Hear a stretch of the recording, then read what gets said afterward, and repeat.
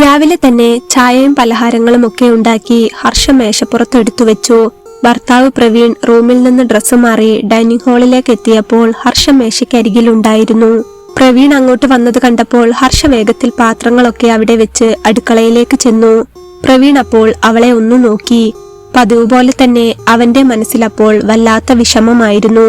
കല്യാണം കഴിഞ്ഞിട്ട് 3 മാസത്തോളമായി. ഹർഷ ഇന്നുവരെ തന്നോടൊന്നും മിണ്ടിയിട്ട് പോലുമില്ല. എന്തിനായിരുന്നു ശരിക്കു പറഞ്ഞാൽ താൻ ഇങ്ങനെ ഒരു വിവാഹം കഴിച്ചത്? ഒരു വീട്ടിൽ ഭാര്യ ഭർത്താക്കന്മാർ എന്ന പേരിൽ താമസിക്കുന്നു. അവൾ ഭക്ഷണം ഉണ്ടാക്കി തരുന്നു, താൻ കഴിക്കുന്നു, ജോലിക്ക് പോകുന്നു. പോയി വന്ന ശേഷം താൻ വെറുതെ ഇരിക്കുന്നു, കിടക്കുന്നു. പിറ്റേന്നും അതുപോലെ തന്നെ സംഭവിക്കുന്നു എന്നല്ലാതെ അവൾ തന്നോടൊന്നും മിണ്ടുന്നില്ല. കിടക്കാൻ ബെഡ്റൂമിൽ ചെന്നാലും അതെ, കട്ടിലിൽ ഒരോരം ചേർന്ന് കിടക്കുന്നു എന്നല്ലാതെ ഒരക്ഷരം തന്നോട് മിണ്ടുന്നില്ല. കല്യാണം കഴിഞ്ഞ നാളുകളിൽ അവൻ നല്ല രീതിയിൽ പലതും ചോദിച്ച് ഹർഷയുടെ പിറകെ നടക്കുമായിരുന്നെങ്കിലും അവളിൽ നിന്ന് മറുപടിയൊന്നും കിട്ടാതായപ്പോൾ പതിയെ പ്രവീണും സൈലന്റ് ആയി തുടങ്ങി. ഓഫീസിൽ ജോലിക്ക് ചെന്നാൽ കോൺസെൻട്രേഷൻ ചെയ്യാൻ പറ്റുന്നില്ല. മനസ്സിൽ എപ്പോഴും ഹർഷയുടെ മുഖമാണ്. അവൾ തന്നോടൊന്നും മിണ്ടുന്നതും നന്നായി ഇടപഴകുന്നതും ഒരുമിച്ച് സന്തോഷത്തോടെ ജീവിക്കുന്നതും ശരിക്കും അവന്റെ സ്വപ്നത്തിൽ മാത്രമായി ചുരുങ്ങുകയായിരുന്നു. 2 മാസത്തോളമായിട്ടും അവൾക്ക് തന്നോടുള്ള സമീപനത്തിൽ ഒരു മാറ്റവുമില്ല. തനിക്ക് ആരുമില്ലെന്നും അനാഥനാണെന്നുമൊക്കെ അവൾക്കറിയാവുന്ന കാര്യമല്ലേ. ഒട്ടും താനുമായി സഹകരിച്ചു പോകാൻ കഴിയുന്നില്ലെങ്കിൽ അവൾ എന്തിനാണ് ഈ വിവാഹത്തിന് സമ്മതിച്ചത്? ഒരിക്കലും തന്നെ പോലൊരാളുടെ ഭാര്യയായി വരേണ്ടവളായിരുന്നില്ല ഹർഷ. പ്രവീൺ ജോലി ചെയ്യുന്ന ബാങ്കിലെ മാനേജറുടെ ഒരേ ഒരു മോളാണ് ഹർഷ. 5 വർഷമായി താൻ ആ ബാങ്കിൽ ജോലി ചെയ്യാൻ തുടങ്ങിയിട്ട്. മാനേജറായ അരവിന്ദാക്ഷൻ സാറിന് തന്നോടുള്ള അടുപ്പവും സ്നേഹവും കാരണം ഹർഷയെ വിവാഹം കഴിക്കാൻ അരവിന്ദാക്ഷൻ സാറായിട്ട് ഇങ്ങോട്ട് ആവശ്യപ്പെടുകയായിരുന്നു. ആദ്യം കേട്ടപ്പോൾ പ്രവീണിന് അത്ഭുതമാണ് തോന്നിയത്. തന്നെ പോലൊരു അനാഥച്ചക്കന് സ്വന്തം മോളെ പിടിച്ച് ഏതെങ്കിലും ഒരാൾ വിവാഹം ചെയ്തു തരുമോ? 5 വർഷമായി താൻ അവിടെ ജോലി ചെയ്യുന്നത് കൊണ്ടും തന്നെ നന്നായി അറിയാവുന്നത് കൊണ്ടുമാണ് സാറ് മോളെ വിവാഹം കഴിക്കാൻ നിർബന്ധിച്ചത്. തനിക്കതിനുള്ള യോഗ്യതയുണ്ടോ എന്ന് പ്രവീൺ പലതവണ ചിന്തിച്ചെങ്കിലും ഹർഷയെ കണ്ടപ്പോൾ അവന് വല്ലാത്തൊരിഷ്ടം തോന്നിയിരുന്നു. സ്വന്തമാക്കാൻ ഏതൊരു പുരുഷനും ആഗ്രഹിക്കുന്ന പോലെ നല്ലൊരു പെൺകുട്ടിയായിരുന്നു അവൾ. അരവിന്ദാക്ഷൻ സാറിന്റെ നിർബന്ധം കാരണം ഹർഷയെ വീട്ടിൽ പെണ്ണ് കാണാൻ ചെന്നു. അത്യാവശ്യം വലിയ വീടും സാഹചര്യങ്ങളും ഒക്കെ തന്നെയാണ് അരവിന്ദാക്ഷൻ സാറിന്റേത്. ആ സാറ് തന്നെപ്പോലെ അനാഥനായ ആരോരുമില്ലാത്തൊരുത്തന് മോളെ പിടിച്ചു തന്നതിൽ എല്ലാവർക്കും അത്ഭുതമായിരുന്നു. ഹർഷയെ പ്രവീണിന് ജീവനായിരുന്നു. അവളോടൊപ്പം നിൽക്കാനുള്ള യോഗ്യത തനിക്കില്ലെങ്കിലും മനസ്സുകൊണ്ട് അവളെ ഒരുപാട് ഇഷ്ടപ്പെട്ട് തന്നെയാണ് താലി കെട്ടിയത്. പക്ഷേ താലി കെട്ടിയ അന്നു മുതൽ അവളുടെ പെരുമാറ്റം ഇങ്ങനെയാണ്. തന്നോടൊട്ടും താല്പര്യമില്ല. സ്വന്തം വീടല്ലെങ്കിലും അത്യാവശ്യം വലിപ്പമുള്ള വാടകയ്ക്കെടുത്ത നല്ലൊരു വീട്ടിലാണ് പ്രവീൺ ഇപ്പോൾ താമസിക്കുന്നത്. വിവാഹത്തിന് മുൻപ് മറ്റൊരു വീട്ടിലായിരുന്നെങ്കിലും വിവാഹം കഴിഞ്ഞാൽ ഹർഷയ്ക്ക് ഒരു ബുദ്ധിമുട്ടും ഉണ്ടാവരുതെന്ന് കരുതി നല്ല വാടകയുള്ള വീട് തന്നെ നോക്കിയെടുത്തതാണ്. അരവിന്ദാക്ഷൻ സാർ എന്ത് സഹായം വേണമെങ്കിലും ചെയ്തു തരുമെങ്കിലും അവന്റെ അഭിമാനത്തെ ഓർത്ത് അവൻ ഒന്നും ചോദിക്കാറില്ല. വർഷങ്ങളായി ജോലി ചെയ്ത് സ്വരുക്കൂട്ടി വെച്ച ക്യാഷ് അവന്റെ അക്കൗണ്ടിലുള്ളതുകൊണ്ടും ജീവിച്ചു പോവാൻ തരക്കേടില്ലാത്ത സാലറി ഉള്ളതുകൊണ്ടും അവൻ അവളെ പൊന്നുപോലെ നോക്കാവുന്നതേ ഉള്ളൂ. പക്ഷേ അവൾക്ക് ഒരു തരത്തിലുള്ള സഹകരണവും അവനോടുണ്ടായിരുന്നില്ല. ആരോടോ ഉള്ള വാശിക്ക് വിവാഹം ചെയ്ത പോലെ അന്നു മുതൽ ഇന്നുവരെ അവനോടൊരക്ഷരം പോലും അവൾ മിണ്ടിയിട്ടുമില്ല. മേശപ്പുറത്ത് നിന്ന് ചായ എടുത്ത് ജഗ്ഗിലേക്ക് ഒഴിക്കുമ്പോൾ പ്രവീൺ തലനീട്ടി അവളെ നോക്കുന്നുണ്ടായിരുന്നു. അവൾ അപ്പോൾ അടുക്കളയിൽ ഗ്യാസ് അടുപ്പിലേക്ക് നോക്കി നിൽക്കുകയായിരുന്നു. സ്നേഹത്തോടെ അവനൊന്ന് അവളെ നോക്കി. പലതവണ ഭക്ഷണം കഴിക്കാൻ ഒപ്പം വിളിച്ചിട്ടുണ്ടെങ്കിലും അവൾ മൈൻഡ് ചെയ്യാത്തത് കൊണ്ട് തന്നെ ഇപ്പോൾ പതിവ് പോലെ ആ വിളിയില്ല. ഒരു ദോശ പ്ലേറ്റിലേക്ക് എടുത്തു വെച്ച് അതിന്റെ പകുതിയോളം കഴിച്ചെന്ന് വരുത്തി അവൻ പെട്ടെന്ന് തന്നെ കൈ കഴുകാനായി പോയി. വീട്ടിലുള്ള ആളും മിണ്ടാതെ എങ്ങനെയാണ് മനസ്സറിഞ്ഞ് ഭക്ഷണം കഴിക്കുക? ഒരിറക്ക് ചായയും കുടിച്ചുകൊണ്ട് അവൻ അടുക്കളയിലേക്ക് ചെന്നു. ഞാൻ പോയിട്ട് വരാം, വാതിൽ അടച്ചോളൂ. മറുപടി ഒന്നും കിട്ടില്ല എന്നറിയാമെങ്കിലും അവൻ അവളോട് പറഞ്ഞു. പ്രവീൺ പ്രതീക്ഷിച്ച പോലെ തന്നെ ഹർഷ മറുപടിയൊന്നും പറഞ്ഞില്ല. അവനൊന്നും മിണ്ടാതെ ബാഗും തോളിലിട്ടുകൊണ്ട് ഉമ്മറത്തെ പടിയിറങ്ങി. ബൈക്ക് സ്റ്റാർട്ടാക്കി ഗേറ്റ് തുറന്ന് പുറത്തെത്തിയ അവൻ ബൈക്കിൽ നിന്നിറങ്ങി തിരികെ വന്ന് ഗേറ്റ് അടച്ച ശേഷം വീണ്ടും ബൈക്കെടുത്ത് അവിടെ നിന്നും പോയി. റോഡിലൂടെ ബൈക്ക് ഓടിച്ചു പോയിക്കൊണ്ടിരിക്കുമ്പോൾ അവന്റെ മുഖമാകെ വല്ലാതെ ഇരിക്കുന്നുണ്ടായിരുന്നു. എന്താ ചെയ്യുക? അവൻ ഒരു പിടിയും ഉണ്ടായിരുന്നില്ല. അവന്റെ മുഖം അപ്പോൾ ഒരു പൂവ് വാടിപ്പോയ പോലെ ആകെ വാടി തളർന്നിട്ടുണ്ടായിരുന്നു. അരവിന്ദാക്ഷൻ സാറിനോടെല്ലാം തുറന്നു പറയണമെന്നുണ്ടായിരുന്നു അവന്. പക്ഷേ സാർ അതെങ്ങനെ അംഗീകരിക്കുമെന്നറിയില്ല. അത്രയും പ്രതീക്ഷയോടെ മോളെ കൈപിടിച്ച് തന്നിട്ട് ഇപ്പോൾ പൊരുത്തപ്പെടാനാവുന്നില്ലെന്ന് പറഞ്ഞാൽ അദ്ദേഹത്തിന്റെ മനസ്സ് വിഷമിക്കില്ലേ? അതിന് തനിക്കല്ലല്ലോ പൊരുത്തപ്പെടാനാവാത്തത്, അവൾക്ക് തന്നെയല്ലേ. അവളുടെ ഉള്ളിൽ എന്താണെന്ന് അവൾ തുറന്നു പറയുന്നു പോലുമില്ല. എന്താ ചെയ്യുക ദൈവമേ? പ്രവീൺ മനസ്സിൽ പലതും ആലോചിച്ചുകൊണ്ട് തന്നെ ജോലി സ്ഥലത്തെത്തി. പതിവായി എന്നും ഹർഷയുടെ ചിന്തകളുമായാണ് അവൻ ജോലിക്കെത്താറുള്ളത്. എന്നാൽ ബാങ്കിൽ കയറി കുറച്ച് തിരക്കിലായി കഴിഞ്ഞാൽ കുറച്ചു നേരത്തേക്ക് ആ ചിന്തയൊക്കെ വിട്ടുപോകും. എന്നാൽ അന്ന് അവന് വർക്കിൽ കോൺസെൻട്രേറ്റ് ചെയ്യാൻ കഴിയുന്നേ ഉണ്ടായിരുന്നില്ല. ആകെ വല്ലാത്തൊരവസ്ഥ. സിസ്റ്റത്തിൽ പലതവണ എൻ്റർ ചെയ്തിട്ടും കണക്കുകളൊക്കെ തെറ്റുന്ന പോലെ. തന്റെ മുന്നിൽ ക്യൂ നിൽക്കുന്ന ആളുകളെ ഒന്നും ശ്രദ്ധിക്കാൻ പ്രവീണിന് പറ്റുന്നുണ്ടായിരുന്നേയില്ല. ഒരു വിധത്തിലും അവന്റെ വർക്ക് മുന്നോട്ട് നീങ്ങില്ലെന്ന് കണ്ടപ്പോൾ പ്രവീൺ സിസ്റ്റത്തിന് മുന്നിൽ നിന്ന് എണീറ്റു. അരവിന്ദാക്ഷൻ സാറിനോട് പറയാമെന്ന് വെച്ചാൽ സാർ അന്ന് ലീവായിരുന്നു. അവൻ അപ്പോൾ അവന്റെ കൂട്ടുകാരനും കൂടെ വർക്ക് ചെയ്യുന്ന സ്റ്റാഫുമായ ജിതിനോട് വിവരം പറഞ്ഞു. ജിതിനെ, നിനക്കൊന്ന് എന്റെ സെക്ഷനും കൂടെ കൈകാര്യം ചെയ്യാമോ? കുറച്ച് കസ്റ്റമേഴ്സ് ക്യൂവിൽ നിൽക്കുന്നുണ്ട്. അവർക്ക് ഡെപ്പോസിറ്റും വിത്ഡ്രോവിങ്ങും മറ്റെന്തൊക്കെയോ ആണ്. എനിക്ക് ഒട്ടും വയ്യടാ, തലവേദനയാണ്. വർക്ക് ചെയ്യാൻ തീരെ പറ്റുന്നില്ല. എൻ്റർ ചെയ്യാൻ പോലും വയ്യ. പറയുമ്പോൾ പ്രവീണിന്റെ കണ്ണാകെ ചുവന്ന് കലങ്ങിയിരുന്നു. ജിതിൻ ബാങ്കിലെ ലോണിന്റെ കാര്യങ്ങൾ നോക്കുന്ന സെക്ഷനിലാണ്. അവൻ അന്ന് വർക്ക് കുറവേ ഉണ്ടായിരുന്നുള്ളൂ. അതുകൊണ്ട് തന്നെ പ്രവീൺ പറഞ്ഞപ്പോൾ ജിതിൻ അവനെ ഒന്ന് നോക്കി. നിന്റെ ഫേസ് ആകെ വല്ലാതെ ഇരിക്കുന്നുണ്ടല്ലോ. വയ്യെങ്കിൽ നീ സിസ്റ്റത്തിന് മുന്നിൽ ഇരിക്കണ്ട, കസ്റ്റമേഴ്സിനെ ഞാൻ നോക്കിക്കോളാം. ജിതിൻ അപ്പോൾ തന്നെ അവനോട് പറഞ്ഞു. ശേഷം പ്രവീൺ ഹാഫ് ഡേ ലീവ് എടുത്ത് പഞ്ച് ചെയ്ത് വീട്ടിലേക്ക് പോന്നു. വീട്ടിലേക്ക് പോകുമ്പോഴും അവന്റെ മനസ്സാകെ അസ്വസ്ഥമായിരുന്നു. വയ്യാതെ ആണെങ്കിലും സമാധാനത്തിനു വേണ്ടിയാണെങ്കിലും വീട്ടിലേക്ക് കയറി ചെന്നിട്ട് കാര്യമില്ലല്ലോ. ഹർഷയെ എങ്ങനെ ഫേസ് ചെയ്യും? എങ്കിലും ബാങ്കിൽ ഇരിക്കാൻ വയ്യാത്തത് കൊണ്ട് തന്നെ അവൻ വേഗം വീട്ടിലെത്തി. മുറ്റത്തെത്തി കോളിംഗ് ബെല്ലടിച്ചപ്പോൾ ഹർഷ വന്ന് വാതിൽ തുറന്നു. ഉച്ച സമയത്ത് പ്രവീണിനെ അവിടെ കണ്ടതുകൊണ്ട് തന്നെ ഹർഷ ഒന്ന് സംശയിച്ചു. എങ്കിലും അവർ തമ്മിൽ നേരിട്ട് സംസാരമില്ലാത്തതുകൊണ്ട് തന്നെ ഹർഷ അവനോടൊന്നും ചോദിച്ചില്ല. പൊതുവെ അവൾ എന്ത് ചോദിച്ചില്ലെങ്കിലും പറഞ്ഞില്ലെങ്കിലും പ്രവീൺ അങ്ങോട്ട് കയറി മിണ്ടാറാണുള്ളത്. താൻ ജോലിക്ക് പോവുകയാണെന്നും അല്ലെങ്കിൽ താൻ നേരത്തെ വന്നെന്നും ഭക്ഷണം കഴിച്ചോ എന്നുമൊക്കെ പ്രവീൺ അവളോട് അങ്ങോട്ട് പറയാറുണ്ട്. അന്നെന്തോ ആകെ മടുത്തതുകൊണ്ട് തന്നെ പ്രവീൺ കാര്യമൊന്നും പറയാതെ ബാഗുമായി നേരിട്ട് അകത്തേക്ക് കയറി. ഹർഷ അവനെ ഒന്ന് നോക്കിയെങ്കിലും അവൻ തല താഴ്ത്തിയിട്ട് റൂമിലേക്ക് ചെന്നതല്ലാതെ അവളോടൊന്നും പറഞ്ഞില്ല. അവൾ ഉമ്മറത്തെ വാതിൽ ലോക്ക് ചെയ്ത് വന്ന ശേഷം ഒന്ന് നോക്കി. അപ്പോഴേക്കും പ്രവീൺ ബെഡ്റൂമിന്റെ വാതിൽ അടച്ചു കഴിഞ്ഞിരുന്നു. അതുവരെ തന്റെ പിറകെ നടന്നിരുന്ന പ്രവീൺ അപ്പോൾ അങ്ങനെ ചെയ്തപ്പോൾ ഹർഷയ്ക്ക് ഒരു വല്ലായ്മ തോന്നി. എന്താണ് പതിവില്ലാതെ ഉച്ചയ്ക്ക് വന്നതെന്നറിയില്ല. അവൾ ഒരു സംശയത്തോടെ അങ്ങനെ നിന്നു. ശേഷം ഒന്നും മിണ്ടാതെ അവൾ അടുക്കളയിലേക്ക് പോയി. അപ്പോൾ റൂമിൽ കയറിയ പ്രവീൺ പിന്നെ വാതിൽ തുറന്നതേയില്ല. ഇട്ട ഡ്രസ്സ് പോലും മാറ്റാതെ അവൻ അവിടെ കട്ടിലിൽ കമഴ്ന്നു കിടക്കുകയായിരുന്നു. സങ്കടം കൊണ്ടോ നിസ്സഹായത കൊണ്ടോ എന്തൊക്കെയോ കൊണ്ട് തന്നെ അവന്റെ കണ്ണ് വല്ലാതെ നിറയുന്നുണ്ടായിരുന്നു. പൊട്ടിക്കരഞ്ഞ് ശീലമില്ലാത്തത് കൊണ്ട് തന്നെ കരയാൻ അവൻ അറിയില്ലായിരുന്നു. നിറഞ്ഞ കണ്ണുകളുമായി അവൻ അങ്ങനെ കിടന്നു. പതിയെ എപ്പോഴോ ഉറങ്ങിപ്പോയ അവൻ വൈകുന്നേരമാണ് പിന്നെ എണീറ്റത്. അവൻ ഫോൺ എടുത്ത് സമയം നോക്കിയപ്പോൾ 4 മണി കഴിഞ്ഞിരിക്കുന്നു. ഹർഷയാണെങ്കിൽ അവൻ വാതിൽ തുറക്കാത്തതുകൊണ്ട് കുറച്ചൊരു ഭയത്തോടെ ഡൈനിങ് ഹാളിൽ ഇരിക്കുന്നുണ്ടായിരുന്നു. അവനെ ചെന്ന് വിളിക്കണമെന്നുണ്ടായിരുന്നു അവൾക്ക്. പക്ഷേ ഇന്ന് വരെ താൻ അവന്റെ മുഖത്ത് നോക്കിയിട്ടില്ല. പിന്നെ എങ്ങനെ അങ്ങോട്ട് പോയി എന്തെങ്കിലും ചോദിക്കും? അവൾ ഒരു വെപ്രാളത്തോടെ അവിടെ സോഫയിൽ ഇരിക്കുകയായിരുന്നു. ഉറക്കമുണർന്ന പ്രവീൺ സമയം നോക്കിയ ശേഷം ഫോൺ മാറ്റിവെച്ച് അവിടെ തന്നെ കിടന്നു. ഒരു തുള്ളി വെള്ളം കുടിക്കാൻ പോലും അവൻ പുറത്തേക്ക് വന്നതേയില്ല.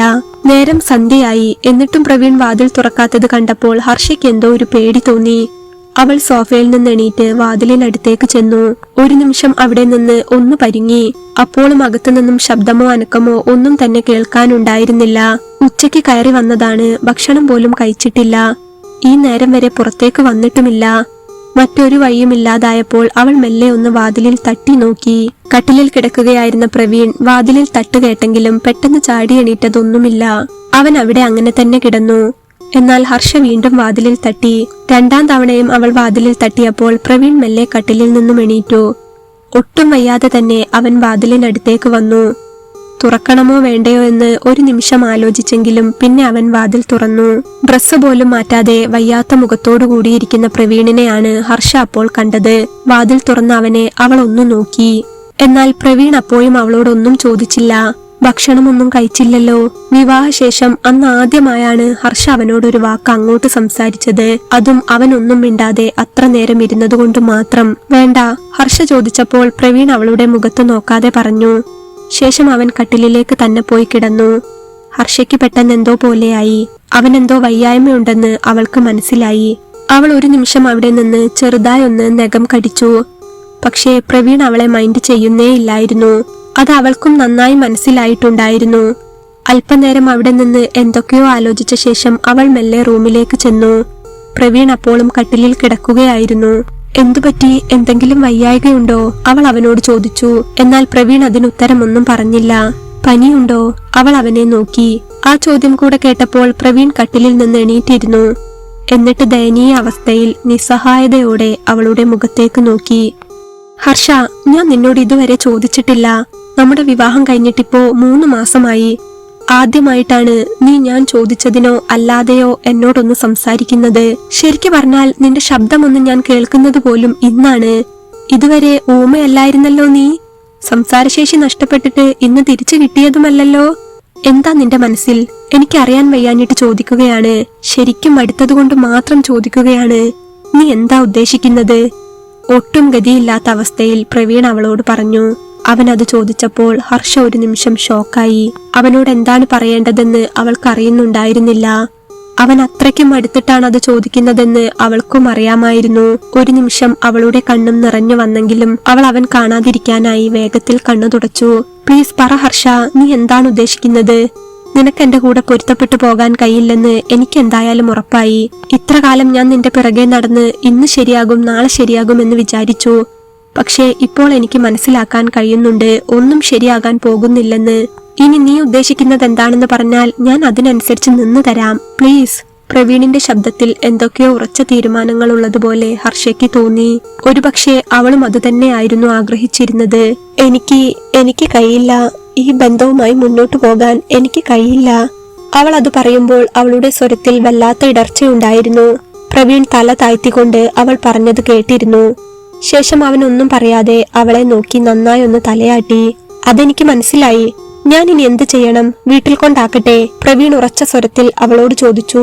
ഹർഷ അതിനൊന്നും പറയാതെ തലയാട്ടുകയാണ് ഉണ്ടായത്. പിന്നെ പ്രവീണിനൊന്നും നോക്കാനുണ്ടായിരുന്നില്ല. അവൻ വേഗത്തിൽ കട്ടിലിൽ നിന്ന് എണീറ്റു. വേഗം നിന്റെ ഡ്രസ്സൊക്കെ എടുത്തോ, ഇപ്പൊ തന്നെ പോകാം. ഇനി വൈകിക്കണ്ട. എനിക്ക് തല വേദനിച്ചിട്ട് വയ്യ. ഞാനൊന്ന് കുളിച്ചിട്ട് വരാം. അപ്പോഴേക്കും എന്താണെന്ന് വെച്ചാൽ പാക്ക് ചെയ്തു വെച്ചോ. പ്രവീൺ അത് പറഞ്ഞുകൊണ്ട് ഒരു തോർത്തുമെടുത്ത് വേഗത്തിൽ ബാത്റൂമിലേക്ക് കയറി. അവന്റെ തീരുമാനം ഉറച്ചതാണെന്ന് അവൾക്കറിയാമായിരുന്നു. ഒരു നിമിഷം അവൻ അത് പറഞ്ഞപ്പോൾ അവളുടെ കണ്ണുകൾ രണ്ടും നിറഞ്ഞൊഴുകി. ചെയ്യുന്നത് ശരിയാണോ തെറ്റാണോ എന്നറിയില്ലെങ്കിലും അവൾ അവിടെ അങ്ങനെ നിന്നു. ശേഷം ആ മുറി ഒന്നാകെ ഒന്ന് കണ്ണോടിച്ചു. ചുമരിൽ പ്രവീണിന്റെയും അവളുടെയും കല്യാണ ഫോട്ടോ ഉണ്ടായിരുന്നു. വിവാഹം കഴിഞ്ഞ പിറ്റേന്ന് പ്രവീൺ തന്നെ ഫ്രെയിം ചെയ്ത് വെച്ചതാണത്. ആ ഫോട്ടോയിൽ സന്തോഷത്തോടെ ചിരിച്ചുകൊണ്ട് നിൽക്കുന്ന പ്രവീണിനെ അവൾ കുറച്ചു നേരം ഒന്ന് നോക്കി. എത്ര പ്രതീക്ഷയോടെ ആയിരിക്കും ഇങ്ങനെ ഒരു ബന്ധത്തിന് നിന്നിട്ടുണ്ടാവുക. പുതിയൊരു ജീവിതം സ്വപ്നം കണ്ട് എത്രയോ ആഗ്രഹങ്ങളോടെ ആയിരിക്കും എന്നെ താലി ചാർത്തിയിട്ടുണ്ടാവുക. പക്ഷേ വേണ്ട, എനിക്കതിന് വിധിയില്ല. നിറഞ്ഞൊഴുകുന്ന കണ്ണുകളോടെ അവൾ ആ ഫോട്ടോയിലേക്ക് തന്നെ നോക്കി. പ്രവീൺ കുളി കഴിഞ്ഞ് ബാത്റൂമിൽ നിന്ന് ഇറങ്ങുമ്പോഴും അവൾ അതേ നിൽപ്പ് നിൽക്കുകയായിരുന്നു. മുറിയിലേക്ക് വന്ന പ്രവീൺ അവൾ അങ്ങനെ നിൽക്കുന്നത് കണ്ടപ്പോൾ അവളെ ഒന്ന് നോക്കി. തിരിഞ്ഞു നിൽക്കുകയായിരുന്ന ഹർഷ അപ്പോൾ വേഗത്തിൽ അവളുടെ കണ്ണുനീർ തുടച്ചു. എന്താ റെഡിയായില്ലേ? പ്രവീൺ അവളോട് ചോദിച്ചു. റെഡിയാവാം, ഹർഷ പറഞ്ഞു. അവൻ അപ്പോൾ അലമാരയിൽ നിന്ന് അവന്റെ ഷർട്ട് എടുത്തിട്ട് വേഗം മുറിയിൽ നിന്ന് പുറത്തേക്ക് പോയി. ഹർഷ അപ്പോൾ ഒരു നിമിഷം കൂടെ അവിടെ നിന്നു. പിന്നെ മറ്റൊന്നും നോക്കാതെ അലമാര തുറന്ന് അവളുടെ ഡ്രസ്സൊക്കെ ഒരു ബാഗിലാക്കി. കല്യാണ സാരി അലമാരയിൽ നിന്ന് എടുക്കുമ്പോൾ അവളുടെ നെഞ്ചൊന്നു പിടഞ്ഞു. അതിലൊന്ന് കൈകൊണ്ട് തലോടിയ ശേഷം അവൾ അത് ബാഗിലേക്ക് വെച്ചു. 2 കണ്ണിൽ നിന്നും വന്ന കണ്ണുനീർ ആ സാരിയിൽ ഇറ്റു വീണിരുന്നു. ബാഗ് പാക്ക് ചെയ്ത് ഡ്രസ്സ് മാറി മുറിയിൽ നിന്നിറങ്ങുമ്പോൾ അവൾ ഒന്നുകൂടെ തിരിഞ്ഞ് ആ മുറിയിലേക്ക് തന്നെ നോക്കി. 3 മാസത്തോളമായി കിടന്നുറങ്ങിയ മുറിയാണ്. ഭാര്യ ഭർത്താക്കന്മാരെ പോലെ അല്ലെങ്കിലും പുതിയൊരു ജീവിതത്തിലേക്ക് താൻ വന്നു കയറിയത് ഈ റൂമിലേക്കാണ്. പോവുകയാണ് ഇവിടെ നിന്ന്, ഇനി ഇങ്ങോട്ടില്ല. വിതുമ്പലോടെ മനസ്സിൽ പറഞ്ഞ് അവൾ ആ മുറിയും കട്ടിലുമൊക്കെ ഒന്നുകൂടെ നോക്കി. തിരിച്ചിറങ്ങാൻ കഴിയാത്ത വിധം എന്തോ ഒരു ആകർഷണം അവൾക്കവിടെ ഉണ്ടായിരുന്നു. പക്ഷേ പ്രവീണുമായി ഒത്തുപോകാൻ തനിക്ക് വയ്യ. നിറഞ്ഞ കണ്ണു തുടച്ചുകൊണ്ട് അവൾ റൂമിൽ നിന്നിറങ്ങി. അവളെ കണ്ടപ്പോൾ ഹാളിൽ സോഫയിൽ ഇരിക്കുകയായിരുന്ന പ്രവീൺ വേഗത്തിൽ എണീറ്റു. അവൻ ഉമ്മറത്തേക്ക് ചെന്നപ്പോൾ അവളും അവന്റെ പിറകിലായി ചെന്നു. വാതിലടച്ച് ലോക്ക് ചെയ്ത ശേഷം അവൻ ബൈക്ക് സ്റ്റാർട്ടാക്കി. ഹർഷ അവന്റെ അരികിലേക്ക് ചെന്നു. അവൻ ബാഗ് വാങ്ങാനായി അവളോട് കൈനീട്ടി. വേണ്ട, മടിയിൽ വെച്ചോളാം, അവൾ പറഞ്ഞു. വിവാഹം കഴിഞ്ഞ് അന്ന് ആദ്യമായി അവൾ അവന്റെ ബൈക്കിൽ കയറിയിരുന്നു. ഹർഷ കയറിയെങ്കിലും പ്രവീൺ അല്പനേരത്തേക്ക് ബൈക്ക് സ്റ്റാർട്ടാക്കിയില്ല. ഒരു നിമിഷം അവൻ ബൈക്കിന്റെ ഹാൻഡിലിൽ പിടിച്ച് അങ്ങനെ തന്നെ ഇരുന്നു. എന്തിനായിരുന്നു ഇങ്ങനെ ഒരു കല്യാണം? ഇഷ്ടമില്ലായിരുന്നെങ്കിൽ ഈ ഒരു നാടകം കളിക്കേണ്ട ആവശ്യമുണ്ടായിരുന്നോ? വിവാഹത്തിന് മുൻപ് തന്നെ പറഞ്ഞൊഴിഞ്ഞുകൂടായിരുന്നോ? പ്രതീക്ഷിക്കാതെ അവൻ ചോദിച്ചപ്പോൾ അവളുടെ നെഞ്ച് വല്ലാതെ പിടഞ്ഞുപോയി. ആ ചോദ്യത്തിന് എന്ത് മറുപടി പറയണമെന്ന് അവൾക്ക് അറിയുന്നുണ്ടായിരുന്നില്ല. പുറത്തേക്ക് വന്ന കരച്ചിലിനെ ഒരു കൈകൊണ്ട് വാ അമർത്തി പിടിച്ച് അവൾ ഒതുക്കി വെച്ചു. അവളുടെ ഭാഗത്തു നിന്ന് ഒരു സംസാരവും ഇല്ലാതായപ്പോൾ പ്രവീൺ ബൈക്ക് എടുത്തു. പതിവിലും സ്പീഡിലാണ് അവൻ അന്ന് ബൈക്ക് ഓടിച്ചത്. ഒരു കൈകൊണ്ട് ബാഗും ഒരു കൈകൊണ്ട് പിറകിലെ കമ്പിയും പിടിച്ച് ഹർഷ അനങ്ങാതെയിരുന്നു. അല്പസമയത്തിനകം തന്നെ പ്രവീണിന്റെ ബൈക്ക് ഹർഷയുടെ വീടിന് മുന്നിലെത്തി. ഗേറ്റിന് പുറത്തായി അവൻ ബൈക്ക് നിർത്തി. ഇറങ്ങിക്കോ, അവൻ ഹർഷയോട് പറഞ്ഞു. അവൾ അപ്പോൾ മെല്ലെ ബൈക്കിൽ നിന്നിറങ്ങി. സാറിനോട് പറഞ്ഞാൽ മതി, ഞാൻ അകത്തോട്ട് വരുന്നില്ല. പ്രവീൺ അത് പറഞ്ഞ് മറുപടിക്ക് കാത്തു നിൽക്കാതെ ബൈക്ക് തിരിച്ചു. ഹർഷ എന്തോ ഒന്ന് പറയാൻ വന്നപ്പോഴേക്കും പ്രവീൺ ബൈക്ക് എടുത്ത് അവിടെ നിന്ന് പോയി കഴിഞ്ഞിരുന്നു. അവന്റെ ബൈക്ക് അങ്ങ് ദൂരേക്ക് പോകുന്നത് ഹർഷ ഗേറ്റിന് മുന്നിൽ നിന്ന് നോക്കിക്കണ്ടു. അവൾക്ക് അവളുടെ കരച്ചിൽ അടക്കാനായില്ല. ഗേറ്റ് തുറന്ന് അവൾ ആ വലിയ വീടിന്റെ ഉമ്മറത്തേക്ക് ഓടി. ബെല്ല് കേട്ടപ്പോൾ അകത്തു നിന്ന് അവളുടെ അച്ഛൻ പുറത്തേക്ക് വന്നു. ആ മോളെന്താ പറയാതെ? ഞാൻ ഓഡിറ്റിംഗ് കഴിഞ്ഞ് ഇപ്പോൾ വന്ന് കയറിയതേ ഉള്ളൂ. പ്രവീൺ എവിടെ? അച്ഛൻ അവളെ കണ്ടപ്പോൾ ചോദിച്ചു. എന്നാൽ ഹർഷ അപ്പോഴേക്കും ഒന്നും പറയാതെ അകത്തേക്ക് കയറിയിരുന്നു. അവളുടെ കയ്യിലുള്ള ബാഗും അവളുടെ ഭാവവും ഒക്കെ കണ്ടപ്പോൾ അച്ഛൻ ഏകദേശം കാര്യങ്ങൾ മനസ്സിലായി. എന്താ മോളെ, നീ എന്താ ബാഗൊക്കെ ആയിട്ട്? അച്ഛൻ സംശയത്തോടെ അവളെ നോക്കി. എന്നാൽ ഹർഷ അപ്പോൾ സോഫയിൽ ഇരുന്ന് പൊട്ടിക്കരയുകയായിരുന്നു. എന്തു പറ്റി? നീ എന്തിനാ കരയുന്നത്? അവിടെ എന്തെങ്കിലും പ്രശ്നം? അച്ഛൻ അവളോട് ചോദിച്ചു. ഒന്നുമില്ല, എനിക്ക് അവിടെ നിന്ന് പോകാൻ കഴിയുന്നില്ല അച്ഛാ. അവൾ പറഞ്ഞപ്പോൾ അച്ഛൻ ഒന്നും പറയാനുണ്ടായിരുന്നില്ല. വളരെ നിസ്സഹായ അവസ്ഥയിൽ അവളേക്കാൾ വലിയ സങ്കടത്തോടെ ആ മനുഷ്യൻ അവളെ തന്നെ നോക്കി നിന്നു. അച്ഛൻ അപ്പോൾ അവൾക്കരികിൽ വന്നിരുന്നു. നമ്മളൊക്കെ പറഞ്ഞുറപ്പിച്ചതല്ലേ മോളെ, ഇപ്പൊ പിന്നെ നീ ഇങ്ങനെ പറഞ്ഞാൽ അച്ഛൻ എന്ത് ചെയ്യും? അച്ഛൻ അവളുടെ താടി മെല്ലെ പിടിച്ചുയർത്തി അവളുടെ മുഖത്തേക്ക് നോക്കിക്കൊണ്ട് ചോദിച്ചു. എന്ത് പറഞ്ഞുറപ്പിച്ചു എന്ന അച്ഛനീ പറയുന്നത്? എനിക്ക് വിവാഹം വേണ്ടെന്ന് അച്ഛന്റെ കാല് പിടിച്ചു പറഞ്ഞതല്ലേ ഞാൻ? അച്ഛൻ ആത്മഹത്യ ചെയ്യുമെന്ന് ഭീഷണിപ്പെടുത്തിയിട്ടല്ലേ തന്നെ കൊണ്ട് ഇതൊക്കെ ചെയ്യിച്ചത്? കുറെ പിടിച്ചു നിൽക്കാൻ നോക്കി, കഴിയുന്നില്ല എനിക്ക്. പ്രവീണേട്ടൻ, ആ പാവത്തിന്റെ മുഖം കാണുമ്പോൾ എന്റെ നെഞ്ചു പൊട്ടുന്നു. എന്തിനാ ഒരാളെ ചതിച്ചിട്ട് നമുക്കൊരു ജീവിതം? ആ പാവം ആരെങ്കിലും വിവാഹം കഴിച്ച് നല്ലപോലെ ജീവിച്ചോട്ടെ. എനിക്ക് പറ്റുന്നില്ല അച്ഛാ. ഹർഷ അച്ഛന്റെ മുഖത്ത് നോക്കി കരയുക തന്നെയായിരുന്നു. അച്ഛൻ അപ്പോൾ അവളെ ഒന്ന് നോക്കി. നീ ഇപ്പോ ഇങ്ങനെ പറഞ്ഞാൽ അത് അവനോട് ചെയ്യുന്ന തെറ്റല്ലേ മോളെ?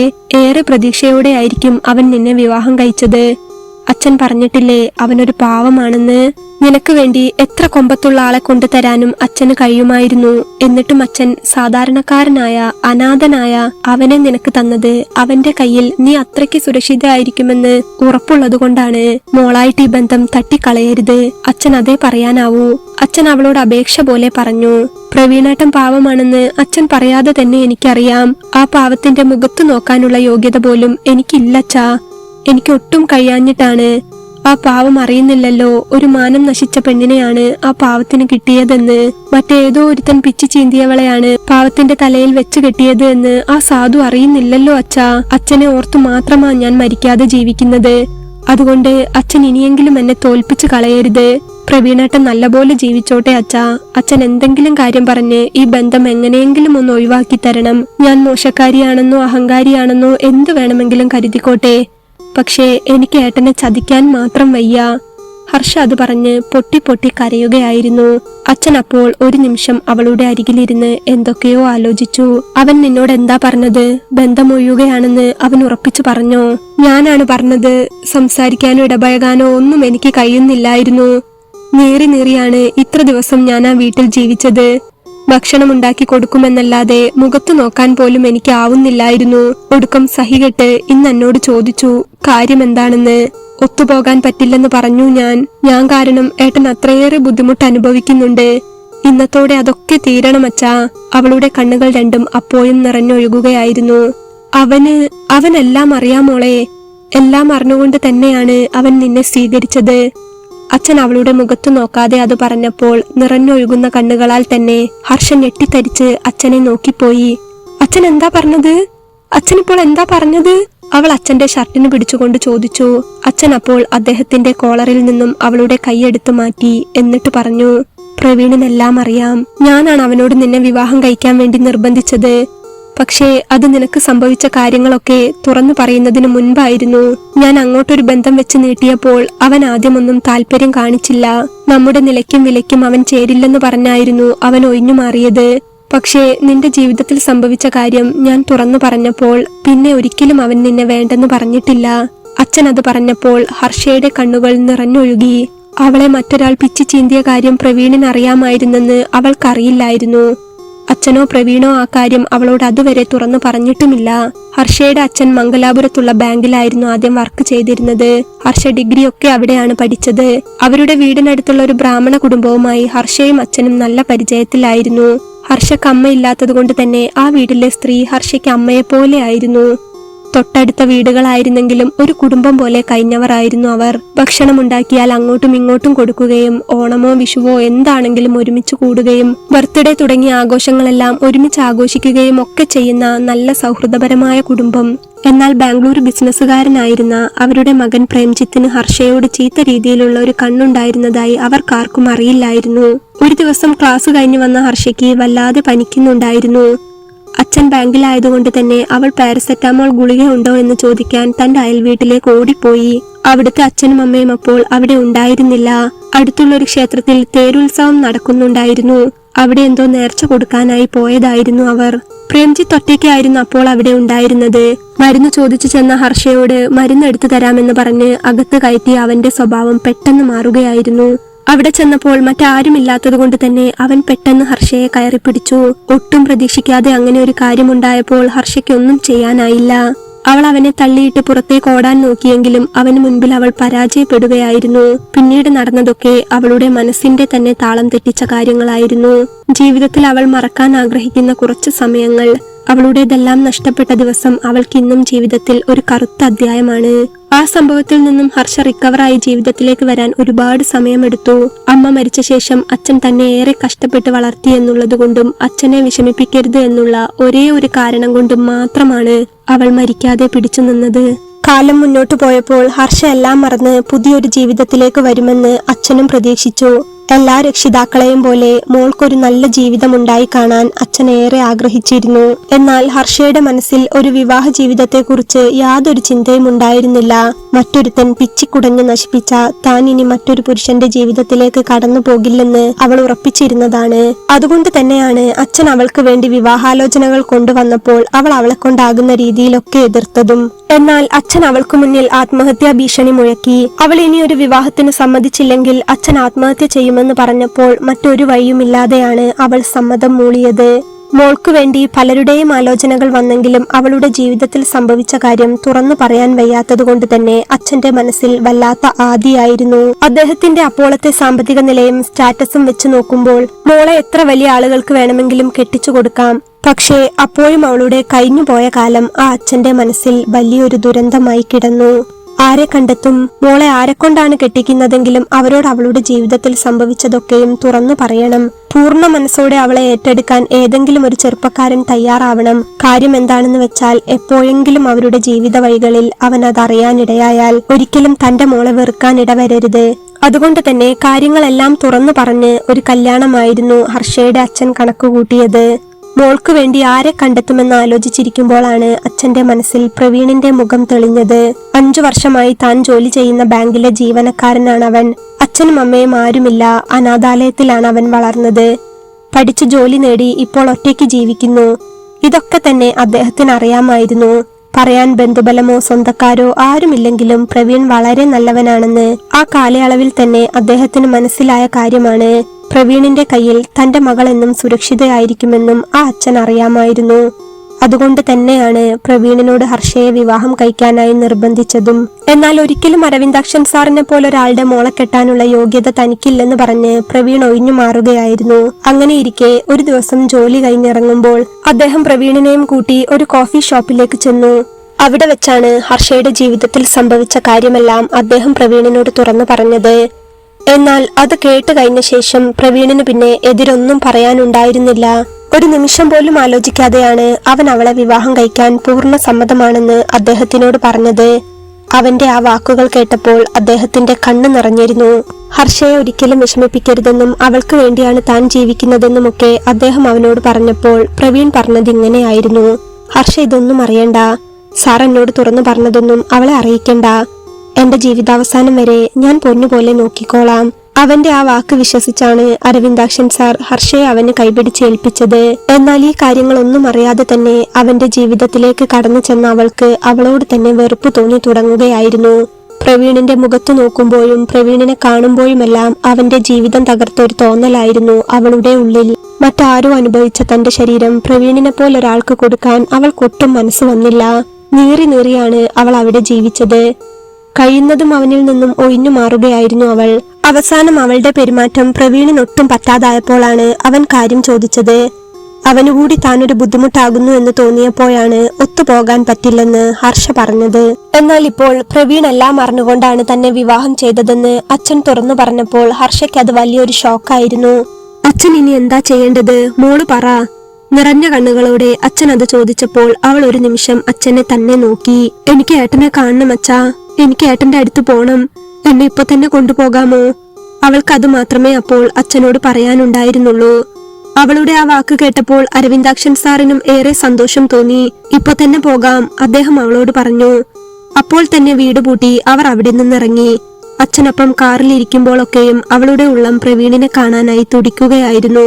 എല്ലാം അറിഞ്ഞുകൊണ്ടാണ് പ്രവീണേട്ടൻ തന്നെ സ്വീകരിച്ചതെങ്കിൽ ആ ആളിന്റെ സ്നേഹത്തിന്റെ വലിപ്പം എത്രയായിരിക്കും. ഇതുവരെ ഞാൻ മിണ്ടാതെ ഒഴിഞ്ഞു മാറിയതിനും മനസ്സ് വിഷമിപ്പിച്ചതിനുമൊക്കെ എനിക്ക് ഏട്ടനോട് മാപ്പ് പറയണം. എല്ലാം അറിഞ്ഞുകൊണ്ട് തന്നെ ഏട്ടൻ എന്നെ ഇത്ര സ്നേഹിക്കുന്നുവെങ്കിൽ അതിൽ പരം പുണ്യം എന്താണുള്ളത്?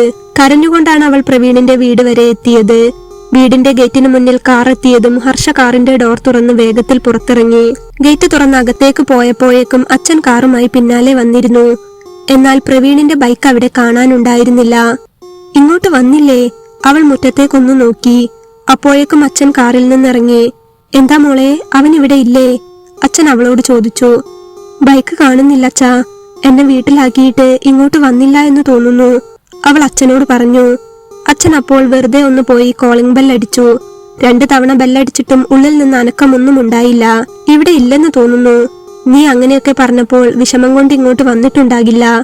എന്തായാലും രാത്രിയായില്ലേ, കിടക്കാൻ വരാതിരിക്കില്ലല്ലോ, നമുക്കിവിടെ വെയിറ്റ് ചെയ്യാം. അച്ഛൻ ലൈറ്റിട്ട ശേഷം ഉമ്മറത്തേക്ക് കയറിയിരുന്നു. ഒപ്പം ഹർഷയും. അവർ അവിടെ ഇരുന്ന് കുറച്ചു സമയം കൂടെ മുന്നോട്ടു പോയി. ഹർഷയുടെ ഉള്ളപ്പോൾ വല്ലാത്തൊരവസ്ഥയിലായിരുന്നു. ജോലി കഴിഞ്ഞപാടെ നേരത്തെ വരാറുള്ളതാണ്. ഒഴിവുള്ള ദിവസമാണെങ്കിലും വീട്ടിലിരിക്കുകയോ കിടക്കുകയോ ആണ് ചെയ്യാറുള്ളത്. ഈ നേരമായിട്ടും ഇങ്ങോട്ടെത്തിയില്ലെങ്കിൽ പിന്നെ എവിടെ പോയി? അച്ഛാ, എനിക്കെന്തോ പേടി തോന്നുന്നു. ഞാൻ ഇനി അങ്ങനെയൊക്കെ പറഞ്ഞപ്പോൾ ഏട്ടൻ വിഷമം കൊണ്ട് എവിടെയെങ്കിലും? ഹർഷ അച്ഛനോട് ചോദിച്ചു. ചിലപ്പോൾ ഫ്രണ്ട്സിന്റെ അടുത്തെങ്ങാനും പോയി കാണും. ഞാൻ ബാങ്കിലെ ജിതിനെ ഒന്ന് വിളിച്ചു നോക്കട്ടെ, പ്രവീണിന്റെ അടുത്ത കൂട്ടുകാരനാണ് അവൻ. അച്ഛൻ അപ്പോൾ തന്നെ ഫോൺ എടുത്ത് ജിതിനെ വിളിച്ചു. അവൻ ഇവിടെ ഇല്ലല്ലോ സാറേ, ഉച്ചയ്ക്ക് തലവേദന ആയത് കാരണം നേരത്തെ പഞ്ച് ചെയ്ത് ഡ്യൂട്ടിയിൽ നിന്ന് ഇറങ്ങിയതാണ്. പിന്നെ എന്നെ വിളിച്ചിട്ടില്ല. വൈകിട്ടായപ്പോൾ ഞാൻ അവനെ വിളിച്ചിരുന്നു, ഫോൺ എടുത്തിട്ടില്ല, ജിതിൻ പറഞ്ഞു. ഓക്കെ ശരി, ഞാൻ വിളിക്കാം ജിതിനെ. അച്ഛൻ അത് പറഞ്ഞ് ഫോൺ കട്ടാക്കുമ്പോൾ ഹർഷ അച്ഛനെ തന്നെ നോക്കുകയായിരുന്നു. എന്താച്ചാ? ഹർഷ അച്ഛനോട് ചോദിച്ചു. അല്ല, ജിതിന് അറിയില്ലെന്ന്. ജിതിൻ മോനെ വിളിച്ചിട്ട് ഫോണിൽ കിട്ടിയില്ല എന്നാ പറയുന്നത്. ഇപ്പോ വരുമായിരിക്കും. കുറച്ചു നേരം കൂടെ നോക്കിയിട്ട് കണ്ടില്ലെങ്കിൽ നമുക്ക് അന്വേഷിക്കാം. അച്ഛാ, എനിക്ക് പേടിയാവുന്നു. ഏട്ടൻ എന്തെങ്കിലും കടുങ്കൈ? ഹർഷ അച്ഛനെ നോക്കി കരയുകയായിരുന്നു. നീ കരയാതിരിക്കെ, അങ്ങനെയൊന്നും സംഭവിച്ചിട്ടുണ്ടാവില്ല. നമുക്ക് അന്വേഷിക്കാം. ഞാൻ ആരെങ്കിലും ഒക്കെ ഒന്ന് വിളിച്ചു നോക്കട്ടെ. അച്ഛൻ ഫോൺ എടുത്ത് മുറ്റത്തേക്ക് ഇറങ്ങി. ബാങ്കിലുള്ള 1-2 സ്റ്റാഫിനെ കൂടി വിളിക്കാനായി മുറ്റത്തെ മാവിൻ ചുവട്ടിലേക്ക് പോയപ്പോഴാണ് വീടിന്റെ പിറകുവശത്ത് ചുമരിനരികിലായി പ്രവീണിന്റെ ബൈക്ക് ചാരി വെച്ചിരിക്കുന്നത് കണ്ടത്. അത് കണ്ടപ്പോൾ അച്ഛൻ ഒന്ന് ഞെട്ടി. മോന്റെ ബൈക്കാണല്ലോ അത്. അദ്ദേഹം സംശയത്തോടെ പറയുന്നത് കേട്ടതും ഉമ്മറത്തിന്റെ സ്റ്റെപ്പിൽ ഇരിക്കുകയായിരുന്ന ഹർഷ അങ്ങോട്ട് ഓടി വന്നു. പ്രവീണിന്റെ ബൈക്ക് അവിടെ കണ്ടപ്പോൾ അവളും ഒന്ന് ഞെട്ടി. അത് ഏട്ടന്റെ ബൈക്കാണ്. ഏട്ടൻ അകത്തുണ്ടോ അപ്പോ? അച്ഛ, എനിക്ക് പേടിയാകുന്നു, ഹർഷ പേടിയോടെ പറഞ്ഞു.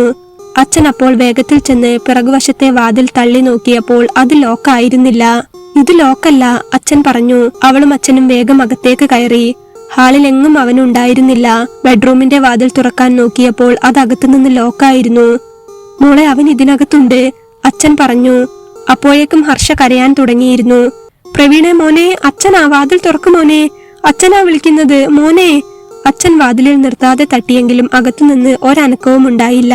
എന്തോ അരുതാത്തത് സംഭവിച്ചിരിക്കുന്നു എന്ന് അച്ഛൻ അപ്പോൾ മനസ്സിലായി. അദ്ദേഹം പിന്നെ ഒന്നും നോക്കാതെ വാതിലിനിട്ട് ഉറക്കെ ചവിട്ടാൻ തുടങ്ങി. കസേര എടുത്ത് പൂട്ടിന് നേരെ അടിച്ചു. 5 മിനിറ്റ് കഴിഞ്ഞപ്പോൾ എങ്ങനെയൊക്കെയോ ഒരുവിധം ലോക്ക് അടർന്നു വീണു. അകത്ത് കയറിയപ്പോൾ ബോധമില്ലാതെ കട്ടിലിൽ കിടക്കുന്ന പ്രവീണിനെയാണ് അവർ കണ്ടത്. അച്ഛൻ വേഗത്തിൽ അവനെ കയ്യിൽ താങ്ങിയെടുക്കുമ്പോൾ കട്ടിലിൽ അവന്റെ അരികിലായി വിഷത്തിന്റെ ചെറിയൊരു കുപ്പിയുണ്ടായിരുന്നു. അത് കണ്ടതും ഹർഷ അവിടെ തലകറങ്ങി വീണു. അച്ഛൻ അച്ഛൻ അപ്പോഴേക്കും ആകെ വിയർത്തിരുന്നു.